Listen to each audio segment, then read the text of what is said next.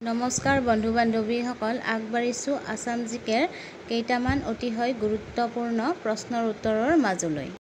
অসম বিধানসভাৰ প্ৰথম মহিলা উপাধ্যক্ষগৰাকী কোন? উত্তৰ হৈছে বনেলী খংমেন।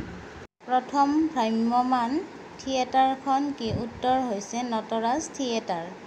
প্ৰথম অসমীয়া চলচ্চিত্ৰ পৰিচালক কোন? উত্তৰ হৈছে জ্যোতিপ্ৰসাদ আগৰৱালা। প্ৰথম অসমীয়া ৰঙীন ছবি কি? উত্তৰ হৈছে ভাইটি 1972 চনত। প্ৰথম অসমীয়া শিশু চলচ্চিত্ৰখনৰ নাম কি? উত্তৰ হৈছে অবুজ বেদনা। অসমৰ প্ৰথম দূৰদৰ্শন কেন্দ্ৰ কিমান চনত স্থাপিত হৈছিল? উত্তৰ হৈছে 1985 চনত। বাংলা কথাছবিৰ অসমীয়া পৰিচালকজন কোন? উত্তৰ হৈছে প্ৰমথেশ বৰুৱা। ছবি দেৱদাস। প্ৰথম অসমীয়া অনাতাঁৰ কেন্দ্ৰ কিমান চনত স্থাপিত হৈছিল? উত্তৰ হৈছে 1948 চনত। ব্ৰজেন বৰুৱাৰ প্ৰথম ছবি কি আছিল? উত্তৰ হৈছে ইটো সিটো বহুতো।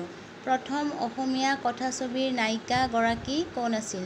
উত্তৰ হৈছে আইদেউ সন্দিকৈ প্ৰথম অসমীয়া কথাছবি জয়মতীৰ নায়িকা আছিল। অভিনেতা বিজু ফুকনৰ প্ৰথম ছবি কি? উত্তৰ হৈছে বৰুৱাৰ সংসাৰ।